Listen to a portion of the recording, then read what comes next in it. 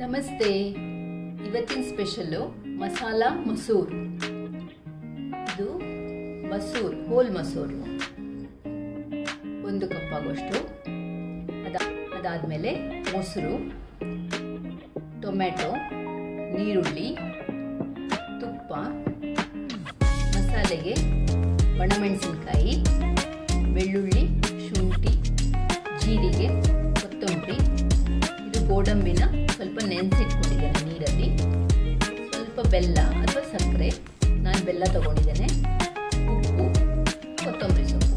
ಮೊದಲಿಗೆ ಈ ಮಸೂರನ್ನು ನೋಡಿ, ಈ ಥರ ಇರುತ್ತೆ. ಇದು ಮಸೂರ್ ದಾಲ್ ಬರುತ್ತಲ್ಲ, ಇದು ಇಡೀ ಮಸೂರು. ಇದನ್ನು ಚೆನ್ನಾಗಿ ತೊಳೆದು ಬಿಟ್ಟು ರಾತ್ರಿ ನೆನೆಸಿಟ್ಕೋಬೇಕು. ನಾನಿಲ್ಲಿ ನೆನೆಸಿಟ್ಕೊಂಡಿದ್ದೇನೆ. ಈ ಥರ ಆಗುತ್ತೆ ಇದನ್ನು ನೆನೆಸಿದ ಮೇಲೆ. ಇದನ್ನು ಸ್ವಲ್ಪ ಉಪ್ಪು ಹಾಕಿ ಕುಕ್ಕರಲ್ಲಿ 3 ವಿಸಿಲ್ ಬರೋ ತನಕ ಪ್ರೆಷರ್ ಕುಕ್ ಮಾಡಬೇಕು. ಮಸಾಲೆ ರೆಡಿ ಮಾಡ್ಕೋಬೇಕು ನಾವು.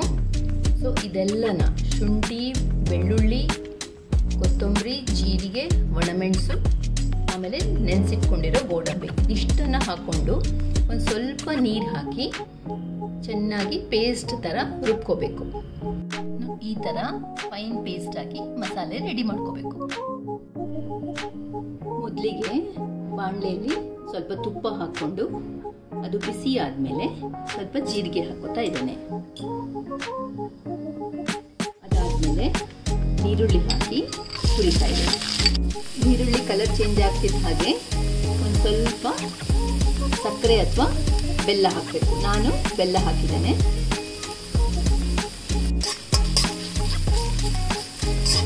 ಆಮೇಲೆ ಟೊಮೆಟೊ, ಇದನ್ನು ಚೆನ್ನಾಗಿ ಬಾಡಿಸ್ಕೋಬೇಕು.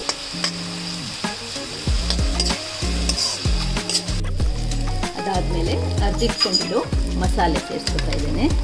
ಇದನ್ನು ಒಂದು 2 ನಿಮಿಷ ಹುರ್ಕೋಬೇಕು. ಮಿಕ್ಸಿಗೆ ಒಂದು ಸ್ವಲ್ಪ ನೀರು ಹಾಕಿಟ್ಟಿದ್ದೆ, ಆ ನೀರನ್ನು ಸೇರಿಸ್ಕೊತಾ ಇದ್ದೇನೆ. ಮಸಾಲೆ ಹಸಿ ವಾಸನೆ ಎಲ್ಲ ಹೋದ್ಮೇಲೆ ಬೇಯಿಸಿಟ್ಕೊಂಡಿರೋ ಮಸೂರನ್ನು ಸೇರಿಸ್ಕೋಬೇಕು.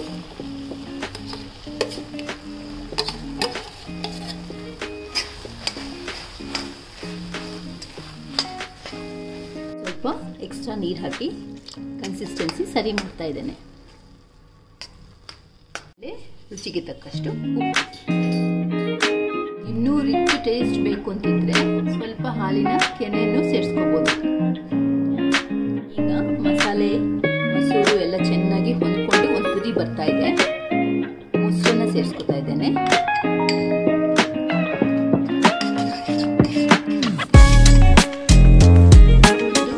ಬಂದಮೇಲೆ ಕೊನೆಯದಾಗಿ ಸೇರಿಸ್ಕೊಂಡ್ರೆ ಬಿಸಿ ಬಿಸಿ ಮಸಾಲಾ ಮಸೂರ್ ರೆಡಿ. ಇದು ಚಪಾತಿ ಜೊತೆ, ಪೂರಿ ಜೊತೆ, ಪರಾಟ ಜೊತೆ ತುಂಬ ಚೆನ್ನಾಗಾಗತ್ತೆ.